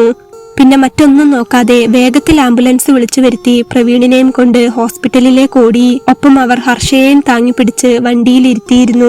ഹോസ്പിറ്റലിലെത്തി അവനെ സ്ട്രക്ചറിലേക്ക് കിടത്തിയതും അറ്റൻഡർമാർ അവനെയും കൊണ്ട് നേരെ ICUവിലേക്ക് പാഞ്ഞു. പിന്നീട് അങ്ങോട്ട് വലിയൊരു ബഹളമായിരുന്നു. ഡോക്ടർമാർ ഓടി വന്ന് നോക്കലും സിസ്റ്റർമാർ വേണ്ടതൊക്കെ ചെയ്യലും ഒക്കെ പെട്ടെന്നായിരുന്നു. ഹർഷയെയും അവിടെ ട്രിപ്പിട്ട് കിടത്തിയിരുന്നു. കുറെ നേരത്തിന് ശേഷം ഡോക്ടർ പുറത്തേക്ക് വന്നു. അവൻ എന്തോ ഒരു അബദ്ധം കാണിച്ചതാണ്. വയറൊക്കെ ക്ലീൻ ചെയ്തിട്ടുണ്ട്. ഇപ്പോ ഒബ്സർവേഷനിലാണ്. പേടിക്കണ്ട, ഭാഗ്യം കൊണ്ട് തൽക്കാലം രക്ഷപ്പെട്ടു. ഡോക്ടർ അച്ഛന്റെ തോളിൽ തട്ടി അത് പറയുമ്പോൾ ആ മനുഷ്യൻ ഒരു കുഞ്ഞിനെ പോലെ കരയുകയായിരുന്നു. ICUവിന്റെ ഗ്ലാസിന് പുറത്ത് നിറഞ്ഞ കണ്ണുകളോടെ അവനെ നോക്കിയ ശേഷം അദ്ദേഹം ഹർഷയ്ക്കരികിലേക്ക് ചെന്നു. ബോധം വന്നെങ്കിലും കട്ടിലിൽ കരഞ്ഞു കിടക്കുകയായിരുന്നു അവൾ. മോളെ, അച്ഛൻ അവളെ തട്ടി വിളിച്ചു. ഏട്ടൻ എന്തെങ്കിലും പറ്റിയാൽ എന്നെ പിന്നെ ബാക്കി വെച്ചേക്കരുത്. ഇവരോട് എന്തെങ്കിലും കുത്തിവെച്ച് എന്നെയും കൂടെ അങ്ങ് ഇല്ലാതാക്കിയേക്കാൻ പറയണം. എന്നെ ഏട്ടൻ ഇത്രമാത്രം സ്നേഹിക്കുന്നുണ്ടെന്ന് എനിക്ക് അറിയില്ലായിരുന്നു അച്ഛാ. ഞാൻ വിഷമിപ്പിച്ചെന്ന് കരുതി ജീവൻ തന്നെ അങ്ങ് കളഞ്ഞേക്കുക എന്നൊക്കെ പറഞ്ഞത് മുഴുവനാക്കാതെ ഹർഷ പൊട്ടിക്കരഞ്ഞു പോയിരുന്നു. സാരമില്ല, അവനൊന്നും സംഭവിച്ചില്ലല്ലോ മോളെ. ഈ കുറഞ്ഞ സമയത്തിനുള്ളിൽ ഞാൻ വിളിക്കാത്ത ദൈവങ്ങളില്ല, നേരാത്ത നേർച്ചകളില്ല. എല്ലായിടത്തും അവനെയും കൂട്ടി പോകണം. ദൈവം കാത്തല്ലോ. അച്ഛൻ അവളെ ആശ്വസിപ്പിച്ചു. പിറ്റേന്ന് രാവിലെ വരെ അവർ അവിടെ ICUവിന്റെ പുറത്ത് കാവലിരുന്നു. ശേഷം ഡോക്ടർ അവർക്കരികിലേക്ക് വന്നു. പേടിക്കണ്ട, കുഴപ്പമൊന്നുമില്ല. ഞാൻ അവനെ ഒന്ന് ഉപദേശിച്ചിട്ടുണ്ട്. ആള് പാവമാണ്. മനസ്സിന് താങ്ങാൻ പറ്റാത്ത എന്തോ വിഷമം വന്നപ്പോൾ ചെയ്തു പോയതാ. നിങ്ങളായിട്ടിനി വിഷമിപ്പിക്കരുത്. ഇപ്പോൾ കുഴപ്പമൊന്നുമില്ല, കേറി കണ്ടോളൂ. ഡോക്ടർ ചിരിച്ചുകൊണ്ട് ഹർഷയെയും അച്ഛനെയും നോക്കി പറഞ്ഞു. അത് കേട്ടതും അവർ വേഗത്തിൽ ഡോർ തുറന്ന് പ്രവീണിന്റെ മുറിയിലേക്ക് കയറി. പ്രവീൺ അപ്പോൾ കണ്ണു തുറന്നുകൊണ്ട് നിസ്സഹായ അവസ്ഥയിൽ കിടക്കുകയായിരുന്നു. മോനെ, ഇപ്പൊ എങ്ങനെയുണ്ട്? നീ എന്ത് പണിയാ കാണിച്ചത്? അച്ഛനെ ഒന്ന് വിളിച്ചുകൂടായിരുന്നോടാ? എന്ത് പ്രശ്നമുണ്ടെങ്കിലും അച്ഛൻ ഓടി വരില്ലായിരുന്നോ? അദ്ദേഹം അവന്റെ കവിളിൽ തട്ടി സ്നേഹത്തോടെ ചോദിച്ചപ്പോൾ പ്രവീണിന്റെ കണ്ണു നിറഞ്ഞിരുന്നു. അടുത്തേക്ക് വരാതെ അച്ഛന്റെ പിറകിലായി വാടി തളർന്നു നിൽക്കുന്ന ഹർഷയെ അവൻ ഒന്ന് നോക്കി. എന്നിട്ട് അച്ഛനോട് പറഞ്ഞു, അവളില്ലാതെ എനിക്ക് പറ്റില്ലച്ചാ. 3 മാസമേ ആയിട്ടുള്ളൂ വിവാഹം കഴിഞ്ഞിട്ട്. പക്ഷേ അവളില്ലാത്ത വീട്ടിലേക്ക് ചെന്ന് കയറുന്നത് ഓർക്കാൻ കൂടി കഴിയുന്നില്ലായിരുന്നു. മനസ്സിടറിപ്പോയി. പിടിച്ചു നിൽക്കാൻ കഴിഞ്ഞില്ല. കുഞ്ഞുനാള് തൊട്ട് ഒരുപാട് കഷ്ടപ്പെട്ട് വളർന്നവനാണ് ഞാൻ. അതിന്റെയൊക്കെ ഒരു ധൈര്യം എന്റെ ജീവിതത്തിൽ എപ്പോഴും ഉണ്ടായിരുന്നു. അച്ഛനും അമ്മയും ഇല്ലാത്തവനെന്ന കളിയാക്കലുകളിലും കഷ്ടപ്പാടുകളിലും എല്ലാ പ്രതിസന്ധികളിലും തളരാതെ പിടിച്ചു നിന്നിട്ടുണ്ട് ഇതുവരെ. ഒട്ടും പ്രതീക്ഷിക്കാതെ ജീവിതത്തിലേക്ക് വന്നവളാണ് ഹർഷ. സാറിനറിയാലോ, അത്രയ്ക്ക് ഇഷ്ടപ്പെട്ടുകൊണ്ട് എന്റെ ഭാഗ്യമെന്ന് കരുതിയിട്ടാ ഞാൻ താലി ചാർത്തിയത് തന്നെ. ആരുമില്ലാത്ത എനിക്ക് ഇനി മുന്നോട്ട് അവളുണ്ടല്ലോ എന്ന എന്റെ സന്തോഷം എത്രയായിരുന്നു എന്ന് പറഞ്ഞറിയിക്കാനാവില്ല. അവൾക്ക് എന്നെ വേണ്ട എന്ന് പറഞ്ഞപ്പോൾ പിന്നെ പിടിച്ചു നിൽക്കാൻ കഴിഞ്ഞില്ല. ചെയ്തു പോയി. ഇപ്പോഴും എനിക്ക് അത് തന്നെയേ പറയാനുള്ളൂ അച്ഛാ. അവൾക്ക് എന്നെ വേണ്ട എന്നുണ്ടെങ്കിൽ ഈ രക്ഷപ്പെടുത്തലിന്റെയോ മരുന്നിന്റെയോ ഒന്നും ആവശ്യം എനിക്കില്ല. ഇവരോട് എന്നെ അങ്ങ് കൊന്നു കളഞ്ഞേക്കാൻ അച്ഛൻ തന്നെ പറയണം. പ്രവീൺ അത് പറഞ്ഞ് കരഞ്ഞു തുടങ്ങുമ്പോഴേക്കും ഹർഷ പൊട്ടിക്കരഞ്ഞുകൊണ്ട് അവന്റെ നെഞ്ചിലേക്ക് വീണിരുന്നു. ഏട്ടാ, എന്ത് പണിയാ ഏട്ടാ കാണിച്ചത്? ഏട്ടനില്ലാതെ ഞാൻ ജീവിക്കുമെന്ന് ഏട്ടന് തോന്നുന്നുണ്ടോ? എനിക്കും ഏട്ടന്റെ ജീവനല്ലേ. ഏട്ടനോടൊപ്പം ജീവിക്കാനുള്ള യോഗ്യത എനിക്കില്ല എന്ന് തോന്നിയതുകൊണ്ടാ തിരിച്ചിറങ്ങി പോന്നത്. അല്ലാതെ ഒരിക്കലും ഇട്ടെറിഞ്ഞിട്ട് പോന്നതല്ല. എനിക്കെന്റെ പ്രവീണേട്ടന് അത്രയ്ക്കിഷ്ടമാണ്. ഉള്ളു പിടഞ്ഞുകൊണ്ടാ ഞാൻ അവിടെ നിന്ന് ഇറങ്ങിയത്. ഏട്ടൻ ഒരു നല്ല ജീവിതം ഉണ്ടാവണേ എന്ന് മാത്രം പ്രാർത്ഥിച്ചുകൊണ്ട്. പക്ഷേ അതിങ്ങനെയാവുമെന്നൊന്നും ഓർത്തില്ല. ഏട്ടനെ വിട്ട് ഞാൻ പോകില്ല. ഞാൻ എവിടേക്കും പോവില്ല ഏട്ടാ. അവൾ പ്രവീണിന്റെ നെഞ്ചിൽ കിടന്ന് പൊട്ടിക്കരഞ്ഞപ്പോൾ അവൻ അവന്റെ കണ്ണുകൾ പതിയെ അടച്ചു. ശേഷം ട്രിപ്പിട്ട 2 കൈകൊണ്ടും അവളെ അവനോട് ചേർത്ത് പിടിച്ചു. പറയാൻ വാക്കുകൾ കിട്ടാതെ അവൻ അവളുടെ പുറത്ത് തട്ടി ആശ്വസിപ്പിക്കുക മാത്രമാണ് ചെയ്തത്. ആ രംഗം കണ്ടപ്പോൾ ഹർഷയുടെ അച്ഛന്റെ കണ്ണ് വീണ്ടും നിറഞ്ഞുപോയി. ശരിയായ ആളുടെ കയ്യിൽ തന്നെയാണ് താൻ മോളെ പിടിച്ചേൽപ്പിച്ചതെന്ന് അദ്ദേഹത്തിന് പൂർണ്ണമായി മനസ്സിലായ നിമിഷമായിരുന്നു അത്. അവൾ ഇറങ്ങിപ്പോന്നപ്പോൾ അവൻ ആത്മഹത്യ ചെയ്യണമെങ്കിൽ അവൻ അവളോടുള്ള സ്നേഹം അത്ര വലുതാണെന്ന് ആർക്കും ഊഹിക്കാമല്ലോ. കണ്ണു തുടച്ചുകൊണ്ട് തന്നെ അച്ഛൻ റൂമിന്റെ പുറത്തേക്ക് നിന്നു. ഹർഷ അപ്പോഴും പ്രവീണിന്റെ നെഞ്ചിൽ കിടന്ന് കരയുകയായിരുന്നു. ഒപ്പം പ്രവീണും. അല്പനേരം അവളുടെ പുറത്ത് തഴുകി ആശ്വസിപ്പിച്ച ശേഷം പ്രവീൺ മെല്ലെ അവളെ വിളിച്ചു. ഹർഷ, എണീക്ക്. അവൻ അത് പറഞ്ഞപ്പോൾ ഹർഷ മെല്ലെ തലപൊക്കി അവന്റെ മുഖത്തേക്ക് നോക്കി. രണ്ടുപേരും നിറഞ്ഞ കണ്ണുകളോടെ തന്നെ പരസ്പരം നോക്കി സങ്കടം കടിച്ചു പിടിച്ചു. എന്തിനാ ഏട്ടാ ഇത് ചെയ്തത്? ഞാനും അച്ഛനും അപ്പോൾ വീട്ടിൽ വന്നില്ലായിരുന്നെങ്കിൽ എല്ലാം തീർന്നില്ലായിരുന്നോ? ദൈവമേ, എനിക്ക് ഓർക്കാൻ കൂടി വയ്യ. ഹർഷ അവന്റെ മുഖത്ത് നോക്കി കരഞ്ഞുകൊണ്ട് പറഞ്ഞപ്പോൾ പ്രവീൺ അവളെ നോക്കി ചെറുതായൊന്ന് ചിരിച്ചു. എന്നിട്ട് പറഞ്ഞു, പറ്റിപ്പോയി. ഇതുവരെ ഒറ്റയ്ക്കാ ഞാൻ ജീവിച്ചത്. പക്ഷേ ഇനി അങ്ങോട്ട് നീ ഇല്ലാതെ പറ്റില്ല. മനസ്സിൽ നീ പതിഞ്ഞുപോയി. എന്നെ വിട്ടു പോവരുത് ഒരിക്കലും. ആരുമില്ല എനിക്ക്. ഒന്നും വിഷമം പറഞ്ഞ് കരയാൻ ഒരമ്മ പോലുമില്ല. എന്നെ സ്നേഹിച്ചുകൂടെ? അവൻ അവളെ നോക്കി ദയനീയമായി ചോദിച്ചപ്പോൾ ഹർഷ അവളുടെ മുഖം അവന്റെ മുഖത്തോട് ചേർത്തു വെച്ചു. ആദ്യമായി അവൾ അവന്റെ കവിളിൽ മെല്ലെ ചുംബിച്ചു. കൈകൊണ്ട് അവന്റെ താടിയിലൂടെ തലോടി. ഏട്ടനെ വിട്ട് ഞാൻ എവിടെ പോവാനാ? എങ്ങും പോകില്ല, ഞാനുണ്ടാവും കൂടെ. അവൾ അവന്റെ മുഖത്തോട് മുഖം ചേർത്ത് അത് പറയുമ്പോൾ പ്രവീണിന് അതിലും വലിയ സന്തോഷം വേറെ കിട്ടാനുണ്ടായിരുന്നില്ല. അവൻ അപ്പോൾ അവളുടെ തലമുടിയിലൂടെ തലോടിക്കൊണ്ടേയിരുന്നു. അവരുടെ രണ്ടുപേരുടെ മുഖവും അപ്പോൾ പരസ്പരം വല്ലാതെ ഒട്ടിച്ചേർന്നു. അല്പനേരത്തേക്ക് അവർ രണ്ടുപേരും അങ്ങനെ തന്നെ മുഖത്തോട് മുഖം പറ്റിച്ചേർന്ന് കിടന്നു. രണ്ടാളുടെ ജീവിതവും എങ്ങും പോയിട്ടില്ല, നശിച്ചു പോയിട്ടില്ല. ഇനി അങ്ങോട്ട് രണ്ടുപേർക്കും വലിയ നന്മയാണ് വരാനിരിക്കുന്നത് എന്ന തോന്നൽ അവർക്ക് രണ്ടുപേർക്കും അപ്പോൾ ഉണ്ടായിരുന്നു. ആരോരുമില്ലാതെ അവർ രണ്ടുപേരും കരഞ്ഞു തീർത്ത ജീവിതത്തിന്റെ അനാഥമായ അധ്യായം അവിടെ അടയുകയായിരുന്നു. ഒരാളെ നഷ്ടപ്പെടുമ്പോൾ ജീവൻ കളയാൻ നിൽക്കുന്ന മറ്റൊരാളുണ്ടെങ്കിൽ ഈ ഭൂമിയിൽ അതിൽ പരം എന്താണ് വേണ്ടത് ഒരാണിനും പെണ്ണിനും? അവരുടെ രണ്ടുപേരുടെ മുഖവും ഒന്നുകൂടെ ഉമ്മകളാൽ ഒട്ടിച്ചേർന്നു.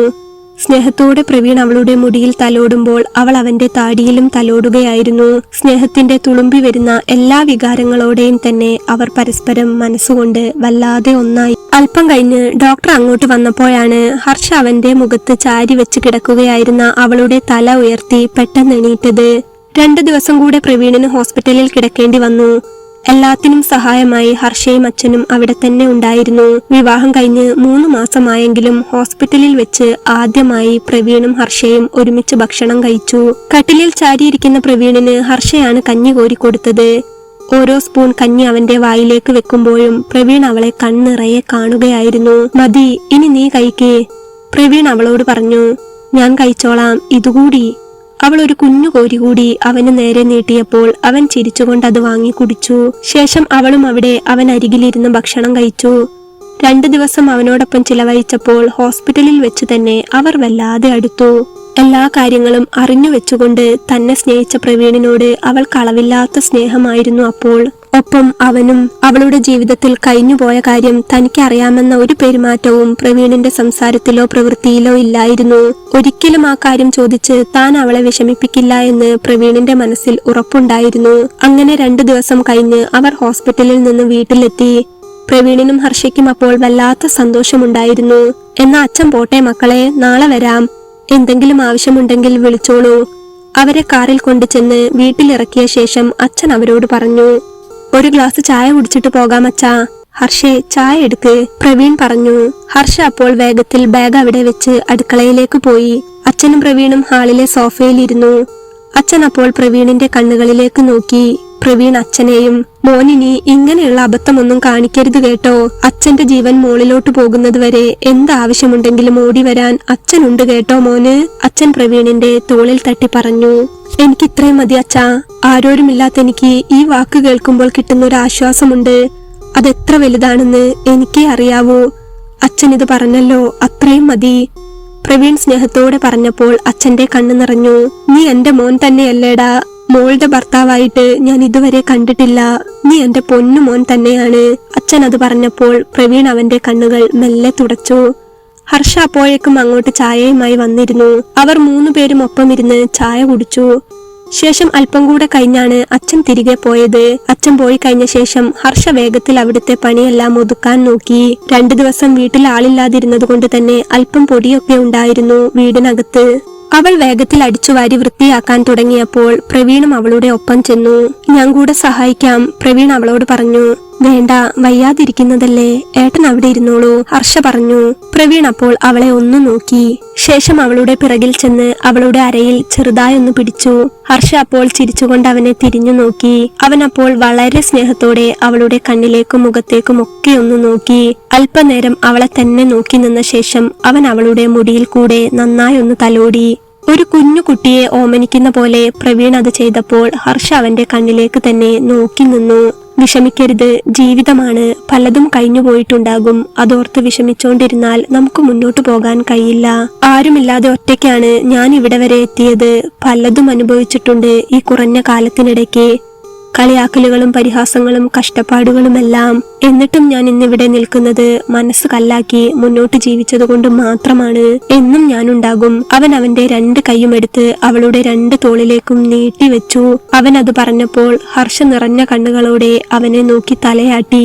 അപ്പോഴേക്കും പ്രവീൺ അവളെ അവന്റെ നെഞ്ചിലേക്ക് വലിച്ചിട്ട് കെട്ടിപ്പിടിച്ചു. അവന്റെ വെളുത്ത നെഞ്ചിലേക്ക് ഹർഷയുടെ മുഖം ഒട്ടിച്ചേർന്നു. അവൾ തല ചരിച്ചു വെച്ച് മുഖത്തിന്റെ ഒരു ഭാഗം മുഴുവനായി അവന്റെ നെഞ്ചോടമർത്തി. അവന്റെ നെഞ്ചിലെ കുഞ്ഞു കുഞ്ഞു രോമങ്ങളിലേക്ക് അവളുടെ മുഖം അമർന്നു നിന്നു. പ്രവീൺ അപ്പോൾ അവളെ ഒന്നുകൂടെ അവനോട് ചേർത്ത് മുറുക്കി. 2 പേരുടെ മനസ്സും അപ്പോൾ മറ്റെന്തിനോ വേണ്ടി കൊതിക്കുകയായിരുന്നു. പ്രവീൺ അവളുടെ മുഖം അവന്റെ 2 കൈയിലും കോരിയെടുത്തു. അല്പനേരം കണ്ണും കണ്ണും നോക്കി നിന്ന ശേഷം പ്രവീൺ മെല്ലെ അവളുടെ ചുണ്ടിലേക്ക് അവന്റെ ചുണ്ട് ചേർത്ത് വെച്ചു. പെട്ടെന്ന് പ്രവീൺ അങ്ങനെ ചെയ്തപ്പോൾ വിടർന്ന കണ്ണുകളോടെ ഹർഷ അവനെ നോക്കി. വാ, പ്രവീൺ അവളെ ബെഡ്റൂമിലേക്ക് വിളിച്ചു. ഹർഷ അപ്പോൾ അവനെ തന്നെ നോക്കി.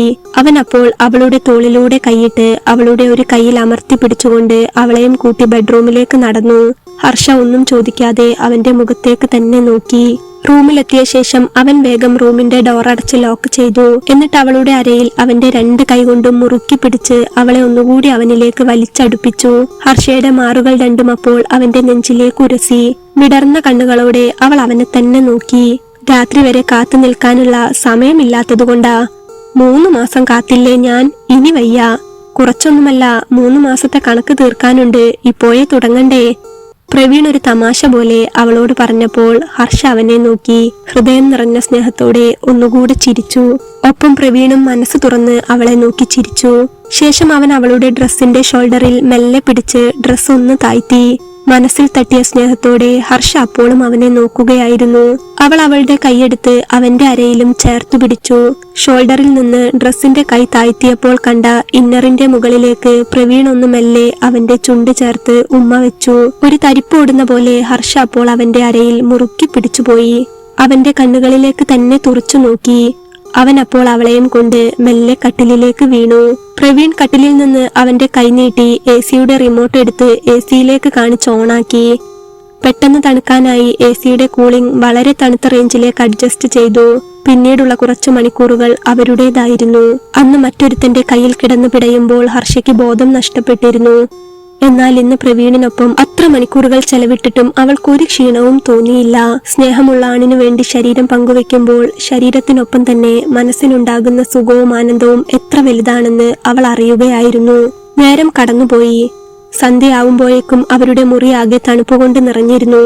എല്ലാം കഴിഞ്ഞ ശേഷം പ്രവീൺ ഒരു പുതപ്പെടുത്ത് 2 പേരുടെയും ദേഹത്തോട്ടിട്ട് ഹർഷയെ ഒന്നുകൂടെ തന്റെ ദേഹത്തേക്ക് അമർത്തി പിടിച്ചു. എന്നിട്ട് അവളുടെ മൂർത്താവിൽ മെല്ലെ ഉമ്മ വെച്ചു. ഒരു നൂലിയയുടെ തടസ്സം പോലുമില്ലാതെ അവർ 2 പേരും പരസ്പരം ഒന്നായി ചേർന്ന് കിടക്കുമ്പോൾ ഹർഷയുടെ മനസ്സും കണ്ണും വല്ലാതെ നിറയുകയായിരുന്നു. പ്രവീണിനെ പോലെ ഒരാളെ തനിക്ക് തന്ന ദൈവത്തിനോട് നന്ദി പറയുകയായിരുന്നു അവൾ. ഒപ്പം അവൾ അനുഭവിച്ച വിഷമങ്ങളെല്ലാം അറിഞ്ഞുകൊണ്ട് തന്നെ അവൻ ഒന്നുകൂടെ അവളുടെ മൂർത്താവിൽ ചുംബിച്ചു. അന്നോളമുള്ള അനാഥത്വത്തിന്റെ മറ നീക്കിക്കൊണ്ട് ഇനി താൻ ഒറ്റയ്ക്കല്ലെന്നും തനിക്കൊരിണയുണ്ടെന്നും അവൻ അവന്റെ മനസ്സിനെ പറഞ്ഞു പഠിപ്പിക്കുകയായിരുന്നു. അതെ, ഇപ്പോ തനിക്കൊരു പെണ്ണുണ്ട്. അതുകൊണ്ടാണല്ലോ തന്റെ പുരുഷത്വത്തെ തനിക്ക് അവളിലേക്ക് നൽകാൻ കഴിഞ്ഞത്. തന്റെ പെണ്ണായതുകൊണ്ടാണല്ലോ. മനസ്സ് നിറഞ്ഞ സ്നേഹത്തോടെ 1000 മടങ്ങ് വാത്സല്യത്തോടെ പ്രവീൺ അവളുടെ മൂർത്താവിൽ വീണ്ടും വീണ്ടും ഉമ്മ വെച്ചു. അവന്റെ കഴുത്തിൽ മുഖം ചേർന്ന് കിടക്കുമ്പോൾ ഹർഷയുടെ മനസ്സപ്പോൾ ശൂന്യമായിരുന്നു. അതുവരെ ഉണ്ടായിരുന്ന വിഷമങ്ങളോ സങ്കടങ്ങളോ ഒന്നും തന്നെ അപ്പോൾ അവളുടെ മനസ്സിന്റെ അയലത്തില്ലായിരുന്നു. നശിപ്പിച്ചു കളയാൻ എളുപ്പമുള്ള ഈ ജീവിതം, ദൈവമായിട്ട് തന്ന ഒരേ ഒരു മനുഷ്യജന്മം, മുന്നോട്ട് ജീവിക്കാനുള്ള കരുത്തുണ്ടെങ്കിൽ എവിടെയെങ്കിലും വെച്ച് ആ ജന്മത്തിനൊരർത്ഥമുണ്ടാകും. നമ്മളെ കാണാൻ, നമ്മളെ കേൾക്കാൻ, സ്നേഹത്തിന്റെ ചൂട് പകരാൻ, നമ്മളോടൊപ്പം ജീവിക്കാൻ കൊതിക്കുന്ന ഒരു ഹൃദയം മതി. കഴിഞ്ഞ കാലങ്ങളൊക്കെ മറന്ന് നമുക്ക് മുന്നോട്ട് ജീവിക്കാൻ. 100 കൂട്ടം ആളുകളൊന്നും നമ്മുടെ ചുറ്റിൽ വേണമെന്നില്ല. നമുക്കൊരു കൂട്ടുകാരനോ കൂട്ടുകാരിയോ അമ്മയോ അച്ഛനോ സഹോദരിയോ സഹോദരനോ എല്ലാം ആവാൻ കഴിയുന്ന, മനസ്സറിഞ്ഞ് സ്നേഹിക്കാൻ കഴിയുന്ന ഒരേ ഒരാൾ മതി ഈ ജീവിതം ധന്യമാകാൻ. ആ ആള് നമ്മളെ സ്നേഹം കൊണ്ട് മൂടും, ഇഷ്ടം കൊണ്ട് വീർപ്പുമുട്ടിക്കും, പ്രാണനെ പോലെ സ്നേഹിക്കും. നമ്മളില്ലെങ്കിൽ ജീവിതം തീർന്നു എന്ന് പറയുന്ന ഒരു മനുഷ്യജീവൻ നമ്മളോടൊപ്പം ഉണ്ടെങ്കിൽ അതിനേക്കാൾ വലുതല്ല മറ്റൊരു സ്വർഗവും. ഹർഷയും പ്രവീണും ഇപ്പോൾ സ്വർഗത്തിലാണ്, അവരുടെ മാത്രമായ പുതിയൊരു സ്വർഗം.